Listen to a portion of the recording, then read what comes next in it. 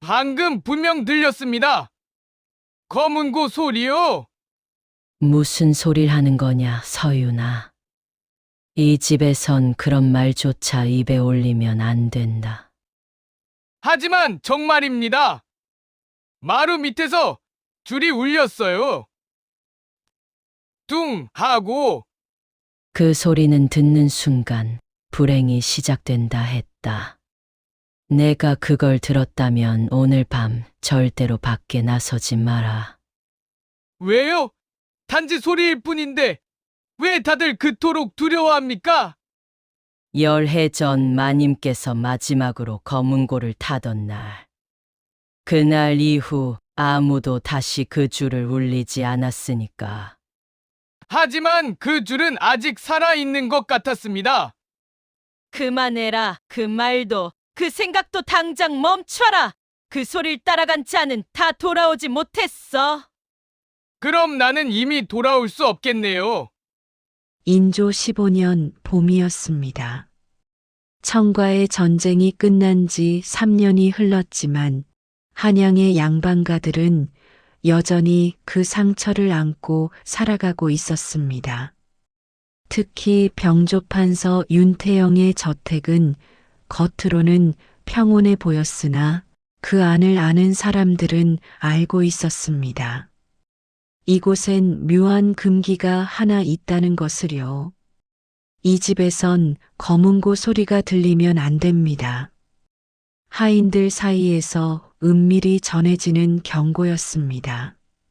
누구도 그 이유를 정확히 알지 못했습니다. 다만 10년 전 윤판서의 아내가 검은고를 타던 중 갑자기 쓰러져 죽었다는 소문만이 떠돌 뿐이었지요. 그날 이후 판서는 집안의 모든 악기를 불태웠고 단 하나의 검은고만 마루 밑 깊숙한 곳에 숨겨두었다고 했습니다. 봄볕이 따스하게 내리쬐던 어느 날 오후 윤판서의 저택에 새로운 머슴이 들어왔습니다. 이름은 서윤이었습니다. 22살의 청년은 키가 훤칠했고 얼굴엔 먼지가 묻어 있었지만 눈빛만큼은 맑았습니다. 그는 몰락한 양반가의 자식이었습니다. 아버지가 영모에 연루되어 가산이 몰수된 뒤 어머니마저 병으로 세상을 떠났지요. 친척들은 그를 외면했고 결국 그는 남의 집 머슴으로 들어가는 길을 택했습니다. 예의는 바르구나. 글은 아느냐? 관리인이 물었습니다. 조금 압니다. 서윤은 고개를 숙이며 대답했습니다. 그의 목소리는 낮고 차분했습니다. 관리인은 만족스러운 표정으로 고개를 끄덕였습니다. 좋다. 마당 청소와 장작 패기를 맡아라. 그리고 명심해라. 이 집엔 금기가 있다. 검은고 소리를 내서는 안 된다. 서윤은 고개를 끄덕였습니다. 하지만 그 순간 그의 가슴 속에서 묘한 울림이 일었습니다. 검은고라는 단어가 마치 오래전 잊었던 기억을 건드리는 것 같았지요. 첫날 밤이었습니다. 서윤은 하인들이 쓰는 작은 방에 짐을 풀었습니다. 달빛이 창틀 사이로 가늘게 스며들었습니다. 잠이 오지 않아 마루를 거닐던 그는 문득 마루 한쪽이 미세하게 꺼져 있는 것을 발견했습니다. 호기심이 일었습니다. 그는 주위를 살핀 뒤 조심스럽게 마루판을 들어 올렸습니다. 어둠 속에서 먼지 쌓인 무언가가 보였습니다. 서윤은 손을 뻗어 그것을 꺼냈습니다. 검은고였습니다. 오래된 오동나무로 만들어진 악기는 먼지에 덮여 있었지만 그 형태만큼은 여전히 우아했습니다. 서윤은 천천히 손으로 먼지를 닦아냈습니다. 그 순간 그의 손끝이 검은고의 줄을 스쳤습니다. 윙!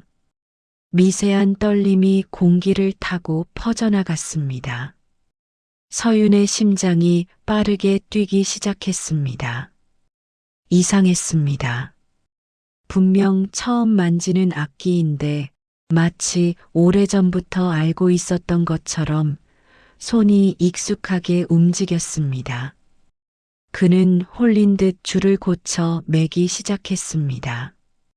끊어진 줄은 대나무 심을 이용해 이었고 느슨해진 부분은 조여주었지요. 달이 중천에 떠올랐을 때 서윤은 검은고 앞에 단정히 앉았습니다. 그리고 첫 음을 울렸습니다. 똥! 낮고 깊은 소리가 밤 공기를 갈랐습니다. 그 소리는 마치 오래 잠들어 있던 누군가가 깨어나는 듯 했습니다. 서윤의 손가락이 줄 위를 미끄러지듯 움직였습니다. 그의 머릿속에선 희미한 선율이 떠올랐습니다. 어린 시절 어머니가 불러주던 자장가였습니다. 아니, 어머니가 아니었습니다. 더 먼 과거, 아득히 희미한 기억 속 누군가가 불러주던 노래였지요. 서윤은 그 선율을 따라 검은고를 탔습니다. 음률은 슬펐지만 아름다웠습니다. 마치 누군가의 한이 서린 듯 그리움이 묻어난 듯한 소리였습니다. 그때였습니다. 누구냐? 멀리서 하인의 외침이 들려왔습니다. 서윤은 화들짝 놀라 검은고를 내려놓았습니다. 발소리가 가까워졌습니다. 그는 재빨리 검은고를 다시 마루 밑에 숨기고 제 방으로 돌아갔습니다. 가슴이 쿵쾅거렸습니다. 하지만 묘하게도 그의 입가엔 미소가 머물러 있었습니다. 오랜만에 느껴보는 평온함이었습니다. 그 소리를 내는 순간만큼은 자신이 누구인지 어디서 왔는지가 중요하지 않았습니다. 다음 날 아침 저택은 술렁였습니다. 밤에 귀신 소리가 들렸다더라. 검은고 소리였다던데? 하녀들이 수군거렸습니다. 관리인은 얼굴이 굳어진 채 하인들을 모두 불러 모았습니다. 누가 검은고를 탔느냐? 아무도 대답하지 않았습니다. 서윤도 고개를 숙인 채 침묵했습니다. 관리인은 날카로운 눈빛으로 모두를 훑어보았지만 결국 범인을 찾지 못했습니다. 그날 저녁 윤 판서가 직접 마당에 나왔습니다. 그는 50이 넘은 나이였지만 여전히 위엄이 있었습니다. 하얀 수염이 턱까지 내려왔고 눈빛은 깊고 무거웠습니다. 판서는 한동안 마루를 내려다보다가 낮게 중얼거렸습니다. 또 시작되는 건가? 그의 목소리엔 공포와 슬픔이 뒤섞여 있었습니다. 서윤은 멀리서 그 모습을 지켜보았습니다. 그리고 직감했습니다. 이 집에는 분명 무언가 깊은 비밀이 숨겨져 있다는 것을요. 그리고 그 비밀은 자신과도 연결되어 있을지 모른다는 것을. 밤이 깊어갔습니다. 달빛은 여전히 마루 위를 비추고 있었고 마루 밑 어딘가에선 검은고가 조용히 숨을 쉬고 있었습니다. 서윤은 창가에 앉아 밤하늘을 바라보았습니다. 그의 손끝이 무의식 중에 허공을 짚었습니다. 마치 보이지 않는 줄을 타듯 그의 손가락이 미세하게 떨렸습니다. 그리고 그는 알았습니다. 이 이야기는 이제 막 시작되었다는 것을. 그 이후로 사흘이 지났습니다. 서유는 낮에는 성실히 일했습니다. 마당을 쓸고 장작을 패고 곡간을 정리했습니다. 다른 하인들은 그가 과묵하지만 손이 빠르다며 좋게 평가했습니다. 관리인도 더 이상 의심하지 않았습니다. 하지만 밤이 되면 달랐습니다. 서유는 잠을 이룰 수 없었습니다. 마루 밑에 숨겨진 검은고가 자꾸만 그를 불렀습니다. 아니, 정확히는 그의 손끝이 저절로 움직이려 했습니다. 마치 누군가 보이지 않는 실로 그의 손가락을 잡아당기는 것 같았지요. 사흘째 되는 밤, 서유는 결국 다시 마루로 나갔습니다. 달은 보름을 지나 조금씩 이지러지고 있었습니다. 그는 주위를 조심스럽게 살핀 뒤 마루판을 들어 올렸습니다. 검은고는 여전히 그 자리에 있었습니다. 먼지를 닦아낸 오동나무가 달빛을 받아 은은하게 빛났습니다. 서유는 천천히 검은고를 꺼내 무릎 위에 올렸습니다. 첫 음이 울렸습니다. 이번엔 지난번보다 더 깊고 선명했습니다. 그의 손가락이 줄 위를 미끄러지듯 움직였습니다. 선율이 흘러나왔습니다. 슬프면서도 그리운 한이 서린 듯한 음률이었습니다. 그 소리는 밤바람을 타고 저택 안을 흘러다녔습니다. 사랑채 끝 규방의 창가에서 한 여인이 잠을 깨었습니다. 윤판서의 딸 가희였습니다. 21살의 가희는 창문을 열고 귀를 기울였습니다. 검은고 소리가 희미하게 들려왔습니다. 그녀의 눈에 눈물이 맺혔습니다. 이상했습니다. 분명 처음 듣는 곡인데 마치 오래전부터 알고 있던 것처럼 익숙했습니다. 어머니, 가희는 작게 중얼거렸습니다. 어린 시절 어머니가 불러주던 자장가와 똑같은 음률이었습니다. 아니, 어머니가 아니었습니다. 유모였습니다. 가희의 친어머니는 그녀가 3살 때 세상을 떠났고 이후 유모가 그녀를 키웠지요.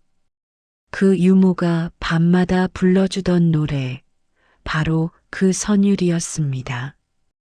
가희는 두 손으로 입을 막았습니다. 눈물이 볼을 타고 흘러내렸습니다. 다음 날 아침 저택은 다시 술렁였습니다. 또 들렸어. 분명 검은고 소리야. 귀신이 나타난 거 아니겠어? 10년 전 마님의 혼이. 하녀들의 수군거림이 점점 커졌습니다. 관리인은 얼굴이 창백해져서 다시 하인들을 모두 불러 모았습니다. 이번엔 반드시 찾아낼 것이다. 누가 금기를 어겼는지 말이다. 그의 목소리가 떨렸습니다. 두려움 때문이었습니다. 서유는 다른 하인들 사이에 섞여 고개를 숙이고 있었습니다. 가슴이 두근거렸지만 그는 표정을 숨겼습니다. 그날 저녁 윤판서가 직접 하인들을 불러 신문했습니다. 너는 어디 출신이냐? 네, 충청도입니다. 너는? 경기도 광주입니다. 하인들이 차례로 대답했습니다. 서윤의 차례가 왔습니다. 윤판서의 날카로운 눈빛이 그를 향했습니다. 너는 언제 들어왔느냐? 사흘 전입니다. 음률을 아느냐? 서윤은 잠시 망설였습니다. 거짓말을 해야 할까요? 하지만 그는 진실을 말하기로 했습니다. 조금 압니다. 윤판서의 눈빛이 더욱 날카로워졌습니다. 하지만 증거가 없었습니다. 그는 결국 서윤을 보냈습니다. 물러가거라. 서윤은 고개를 숙이고 물러났습니다.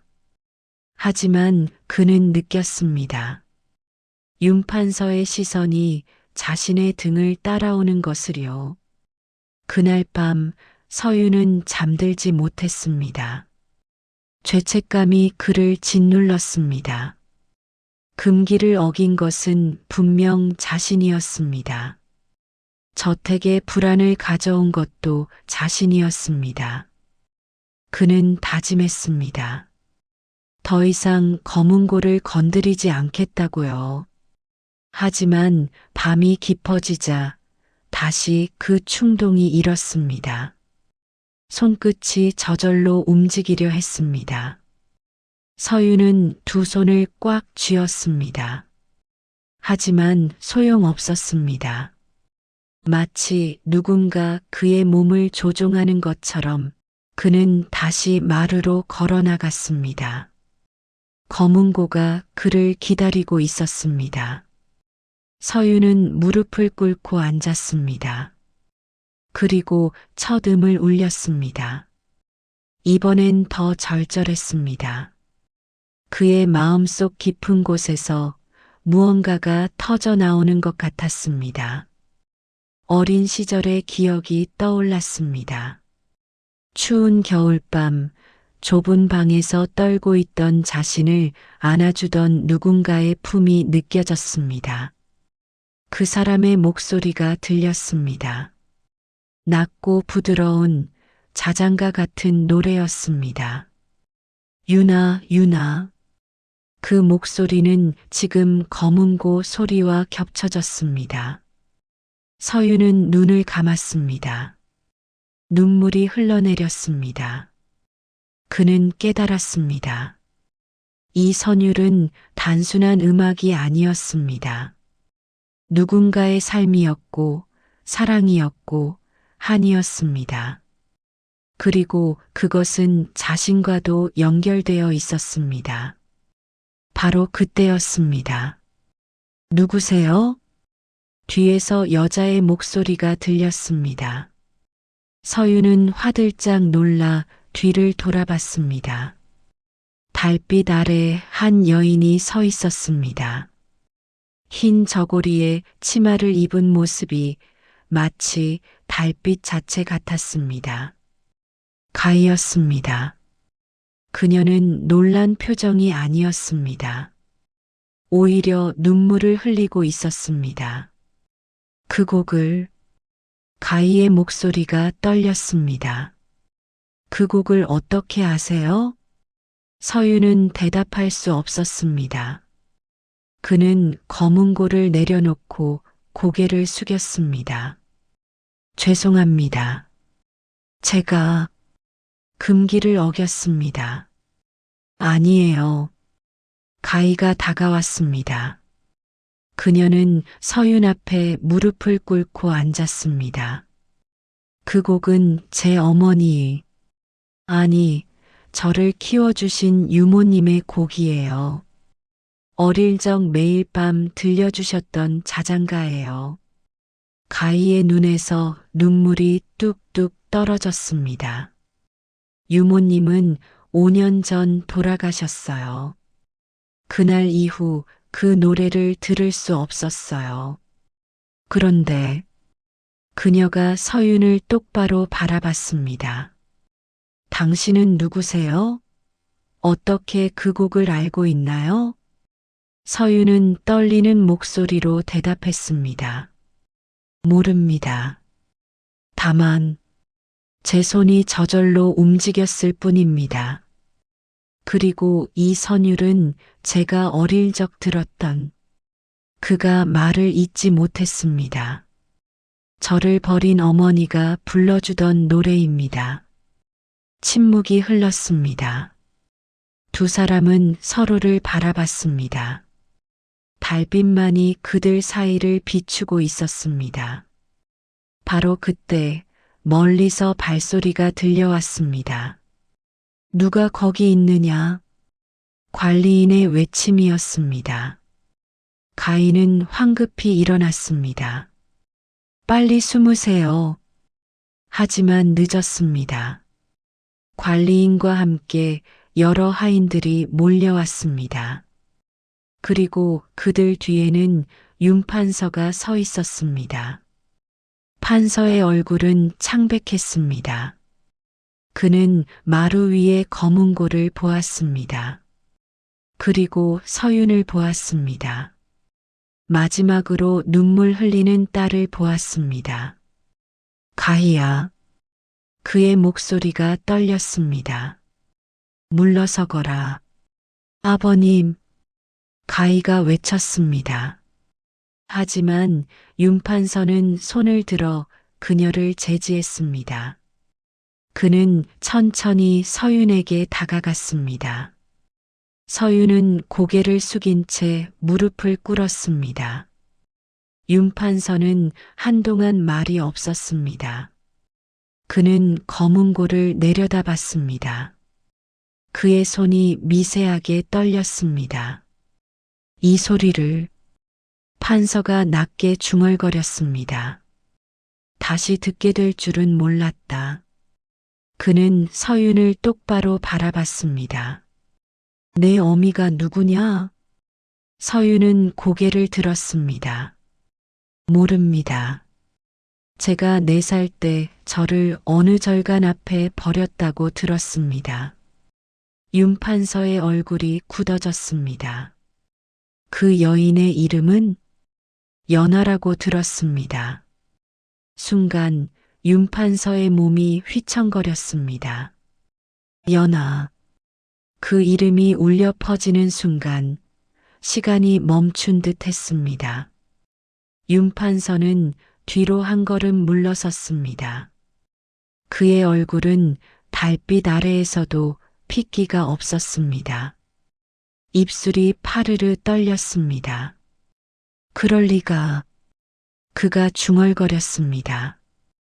관리인과 하인들은 상황을 이해하지 못한 채 서로를 바라봤습니다. 가인은 아버지의 표정을 보며 가슴이 철렁 내려앉았습니다.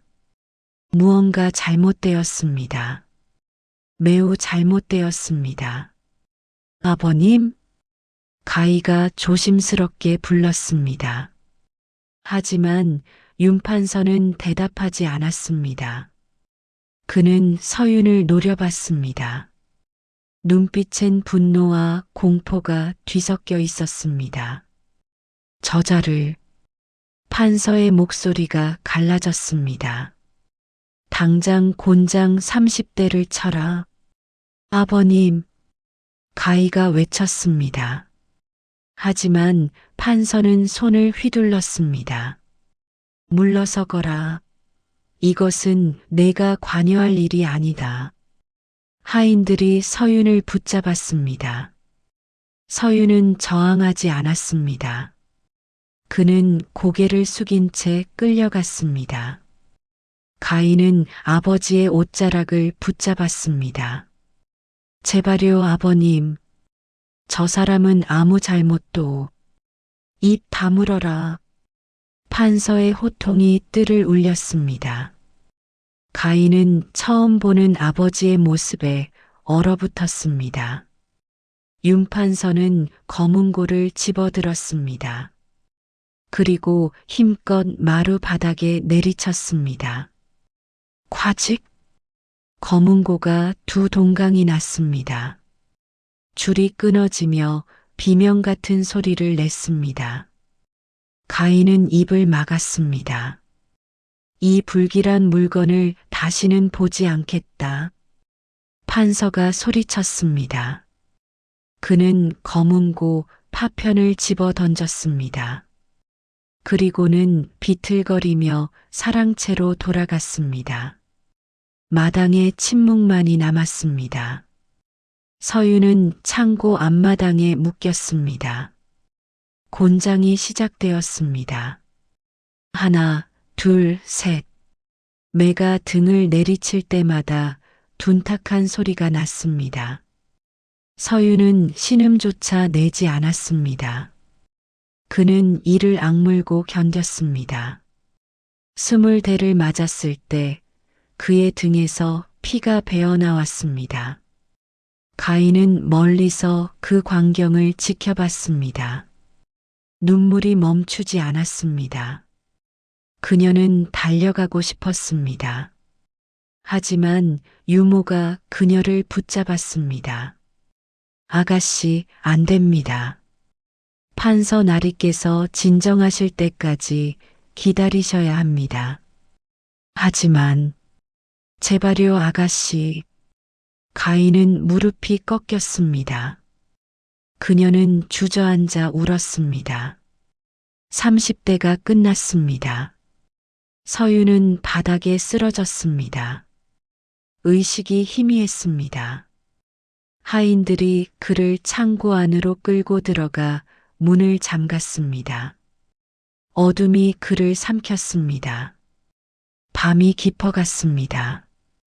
윤판서는 사랑채 서재에 홀로 앉아 있었습니다. 촛불이 흔들렸습니다.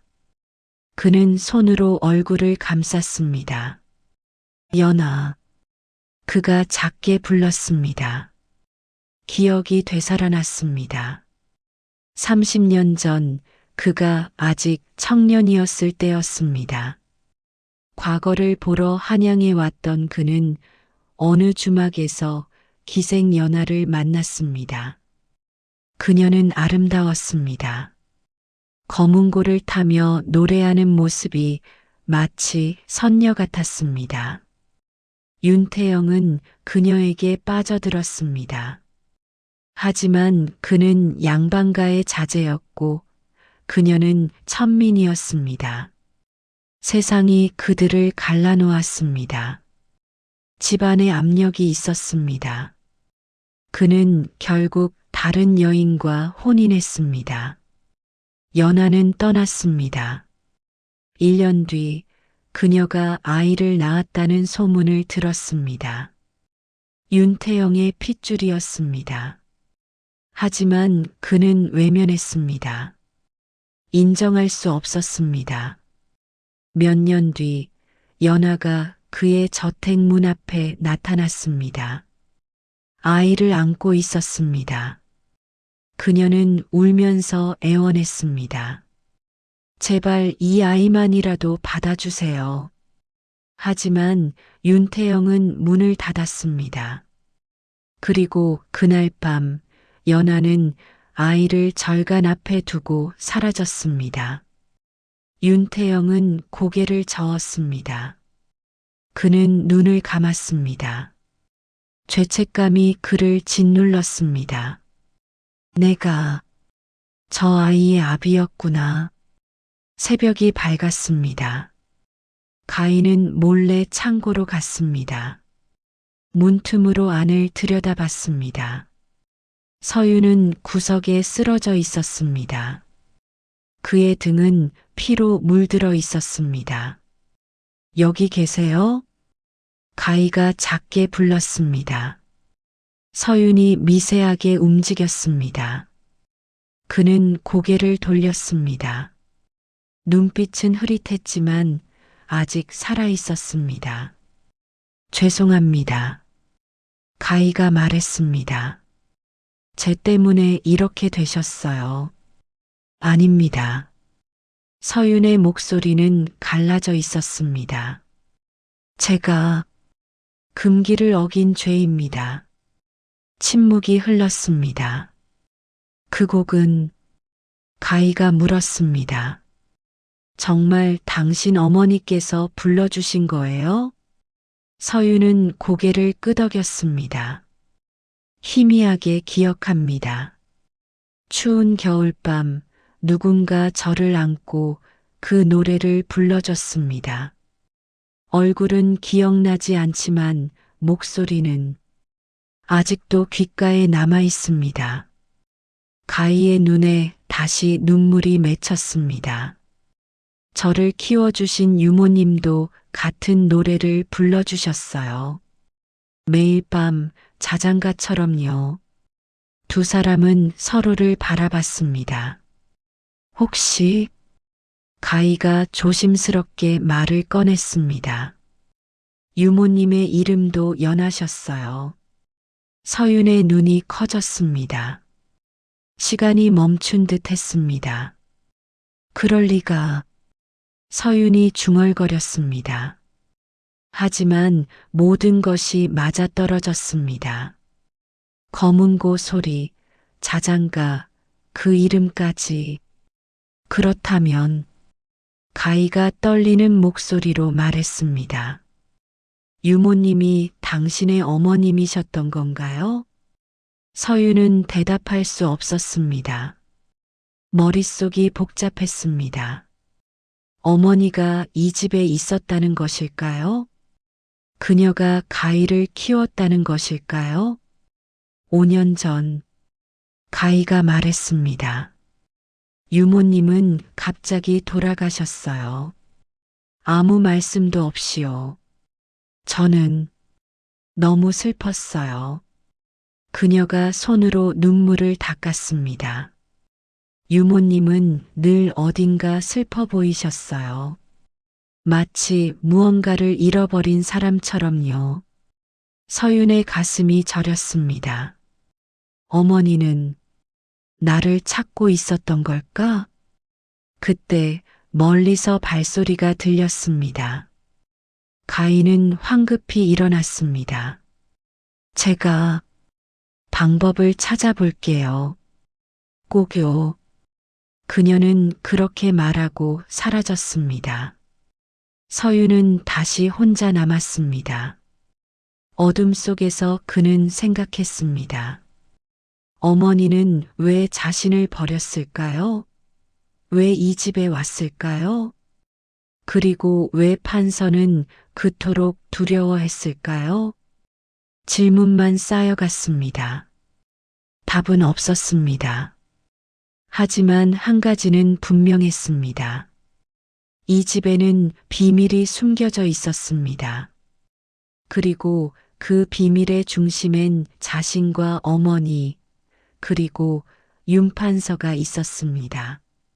서윤은 주먹을 쥐었습니다. 아팠지만 그는 버텼습니다. 알아야 한다. 어머니가 무엇을 원했는지, 왜 그 곡을 남겼는지. 창틀 사이로 새벽빛이 스며들었습니다. 어둠이 걷히고 있었습니다. 하지만 진실은 여전히 안개 속에 숨어 있었습니다. 사흘이 지났습니다. 서윤은 창고에 갇힌 채 조용히 시간을 견뎠습니다. 등의 상처는 아물기 시작했지만 여전히 움직일 때마다 통증이 왔습니다. 하지만 그는 참았습니다. 밤마다 가희가 몰래 찾아왔습니다. 그녀는 문틈으로 약과 물을 전했습니다. 말은 많지 않았습니다. 다만 서로의 눈빛만으로 무언가를 나눴습니다. 버티세요. 가희가 작게 말했습니다. 서윤은 고개를 끄덕였습니다. 나흘째 되는 밤 창고 문이 열렸습니다. 윤판서였습니다. 그는 홀로 들어왔습니다. 손에는 등잔을 들고 있었습니다. 촛불이 그의 얼굴을 비췄습니다.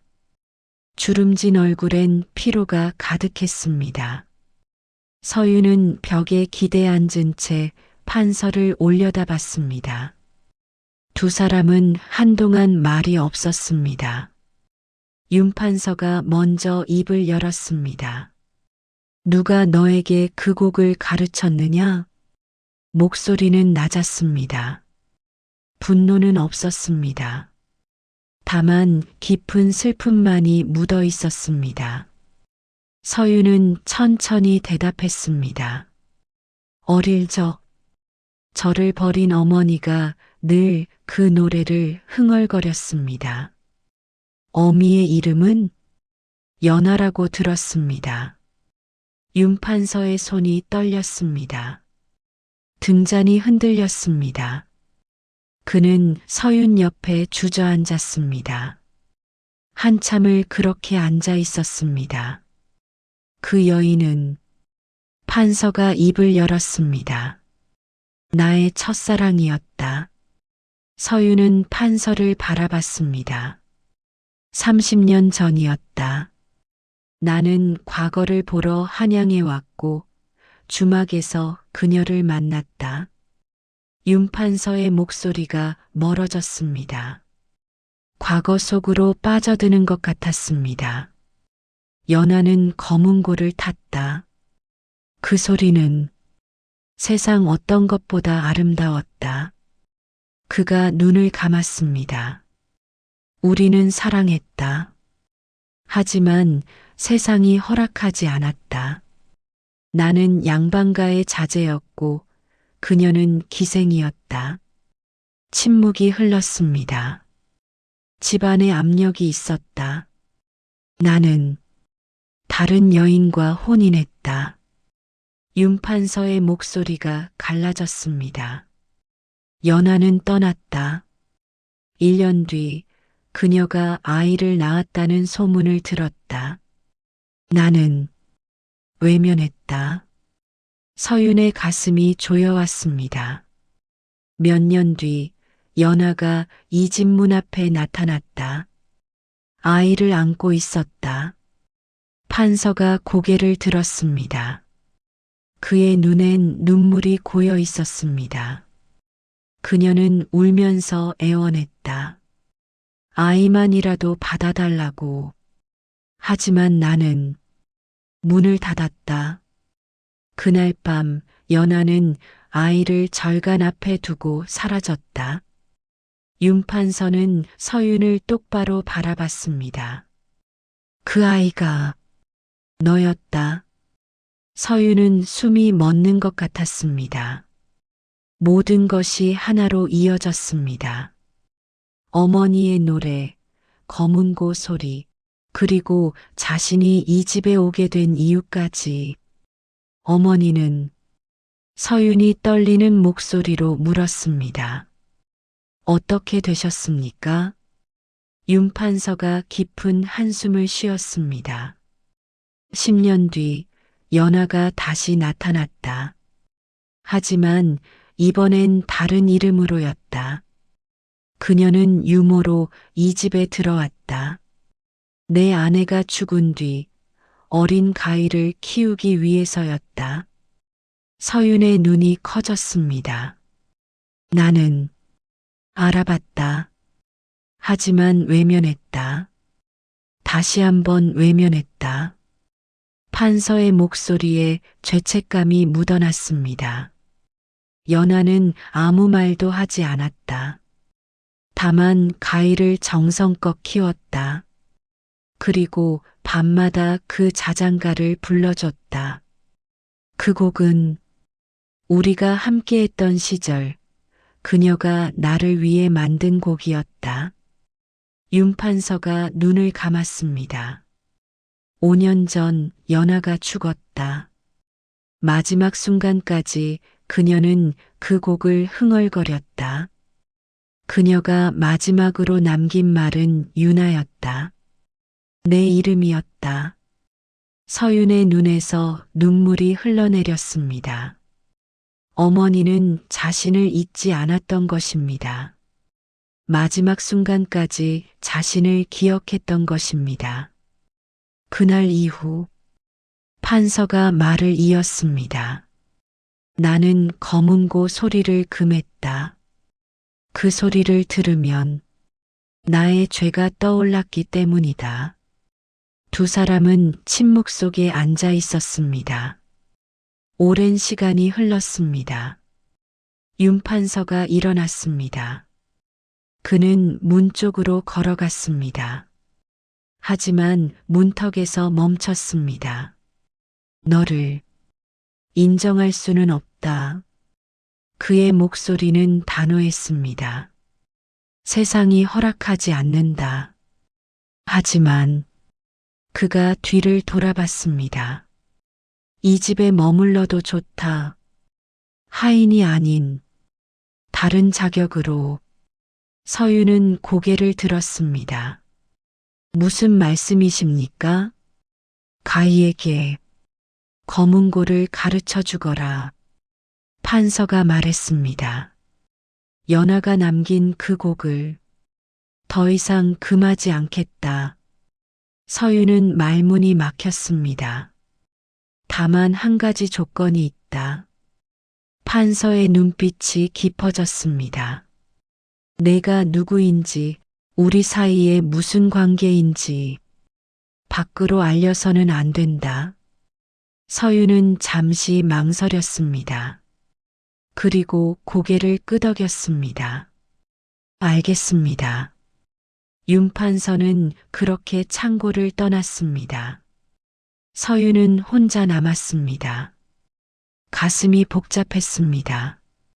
아버지를 찾았지만 아들로 인정받지는 못했습니다. 어머니의 진실을 알았지만 그녀는 이미 세상에 없었습니다. 하지만 한 가지는 분명했습니다. 어머니가 남긴 그 선율을 지킬 수 있게 되었다는 것이었습니다. 다음 날 서윤은 창고에서 풀려났습니다. 그에게 작은 방이 주어졌습니다. 사랑채 옆 조용한 곳이었습니다. 그리고 새 검은고가 전해졌습니다. 가희가 직접 가져왔습니다. 이제 다시 들을 수 있겠네요. 그녀가 미소 지었습니다. 어머니의, 아니 유모님의 노래를요. 서윤은 검은고를 받아들었습니다. 가르쳐 드리겠습니다. 그가 말했습니다. 그 곡을 그날 저녁 처음으로 저택의 검은고 소리가 공식적으로 울려 퍼졌습니다.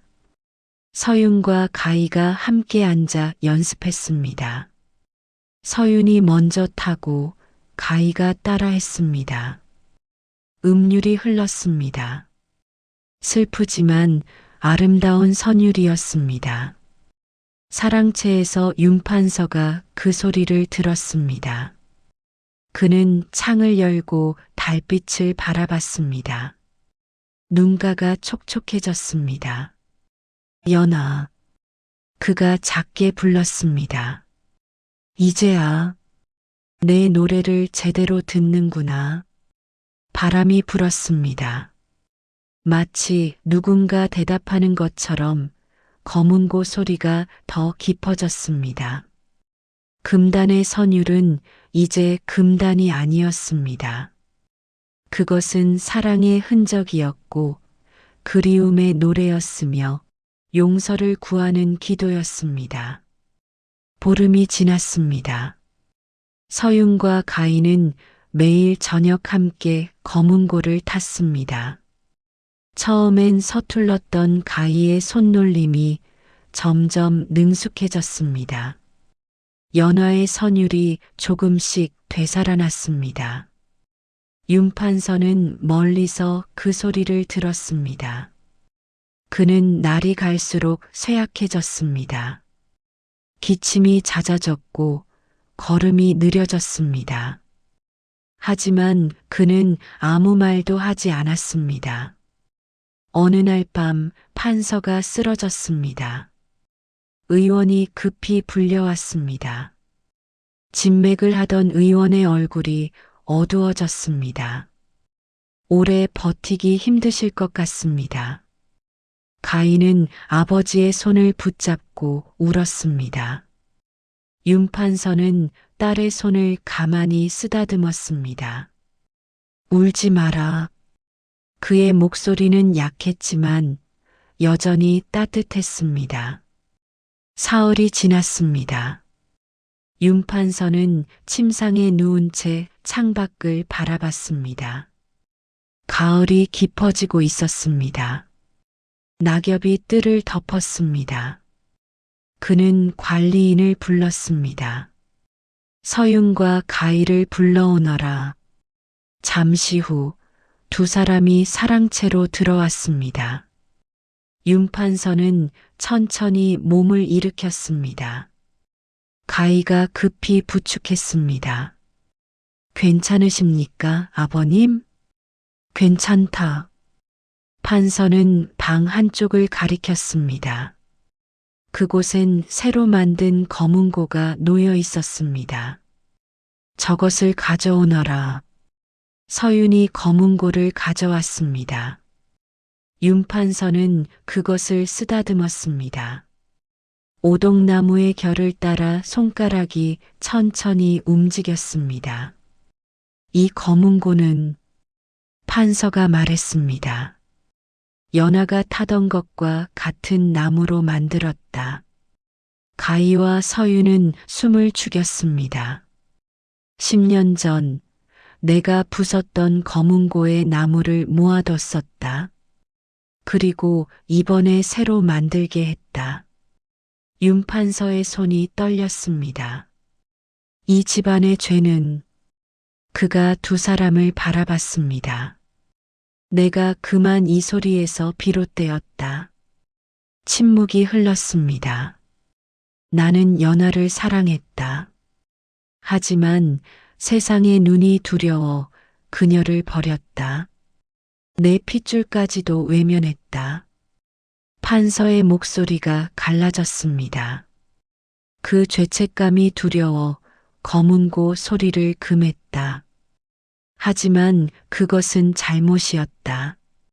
그가 검은고를 두 사람 앞으로 밀었습니다.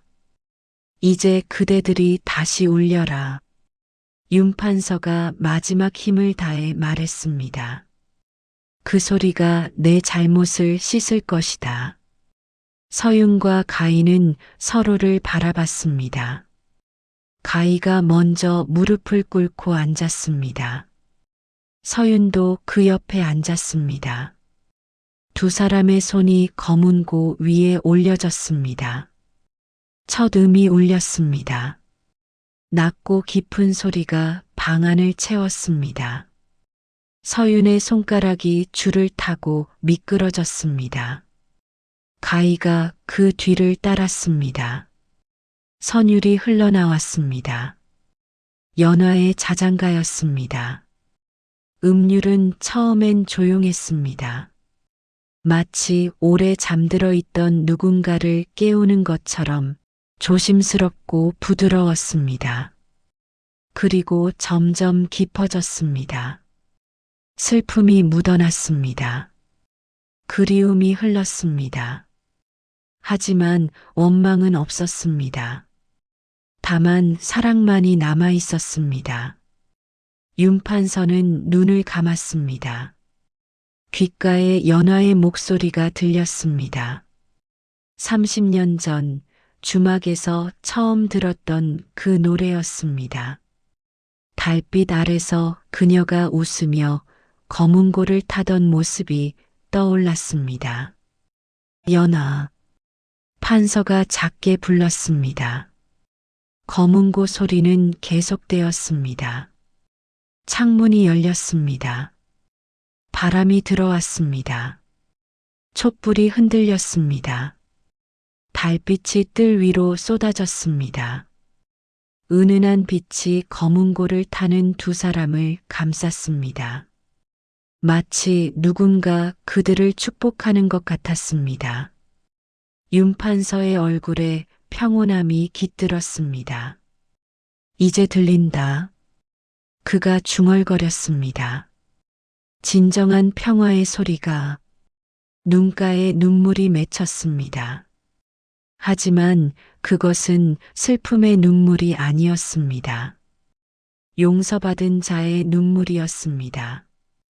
검은고 소리가 높아졌습니다. 서윤과 가희의 손놀림이 하나가 되었습니다. 두 개의 선율이 어우러져 하나의 곡을 만들었습니다. 그 순간 방 안이 따뜻해졌습니다. 마치 누군가 그곳에 함께 있는 것 같았습니다. 보이지 않지만 분명히 느껴지는 존재였습니다. 윤 판서는 알았습니다. 연하가 왔다는 것을요. 미안하오. 그가 허공을 향해 말했습니다. 늦었지만 이제야 말하오. 당신을 사랑했소. 바람이 더 세게 불었습니다. 낙엽이 창 안으로 날아들었습니다. 붉고 노란 잎들이 춤을 추듯 떨어졌습니다. 검은고 소리가 절정에 이르렀습니다. 그리고 천천히 잦아들었습니다. 마지막 음이 울렸습니다. 여운이 길게 남았습니다. 서윤과 가인은 손을 내렸습니다. 두 사람 모두 눈에 눈물이 고여 있었습니다. 윤 판서는 미소를 지었습니다. 고맙다. 그가 말했습니다. 그대들 덕분에 나는 이제 평안히 갈 수 있겠구나. 아버님, 가희가 외치며 달려들었습니다. 윤 판서는 딸의 머리를 쓰다듬었습니다. 울지 마라. 나는 행복하다. 그가 서윤을 바라봤습니다. 서윤, 예, 너는 판서의 목소리가 약해졌습니다. 좋은 사람이다. 가희를 부탁한다. 서윤은 고개를 숙였습니다. 명심하겠습니다. 윤 판서는 천천히 눈을 감았습니다. 숨소리가 잦아들었습니다. 그리고 멈췄습니다. 가희가 울음을 터뜨렸습니다. 서윤은 조용히 그녀의 어깨에 손을 올렸습니다. 밤은 깊었습니다. 하지만 이상하게도 슬프지만은 않았습니다. 검은고 소리가 남긴 여운이 아직도 방 안을 감싸고 있었습니다. 그것은 평화로웠습니다. 다음 날 윤 판서의 장례가 치러졌습니다. 저택엔 많은 사람들이 찾아왔습니다. 조문객들은 판서의 명복을 빌었습니다. 장례가 끝난 뒤 서윤과 가희는 뜰에 앉았습니다. 검은고가 그들 곁에 있었습니다. 이제 어떻게 될까요? 가희가 물었습니다. 서윤은 하늘을 올려다봤습니다. 모르겠습니다. 하지만 그가 검은고를 쓰다듬었습니다. 이 소리만은 계속 울릴 것입니다. 가희가 고개를 끄덕였습니다. 네, 그래야죠. 두 사람은 함께 검은고를 탔습니다. 연화의 자장가가 다시 흘러나왔습니다. 이번엔 슬프지 않았습니다. 아름다웠습니다. 바람이 불었습니다. 낙엽이 춤을 췄습니다. 그리고 저 멀리서 누군가 미소 짓는 것 같았습니다. 검은고의 소리는 이제 더 이상 금단이 아니었습니다. 그것은 사랑의 증거였고 용서의 노래였으며 새로운 시작이었습니다. 달빛이 저택을 비췄습니다. 평화가 찾아왔습니다. 진실을 묻은 자의 마음은 언제나 울립니다. 그리고 그 울림은 세대와 신분을 넘어 다시 피어납니다. 이야기 끝까지 들어주셔서 감사합니다.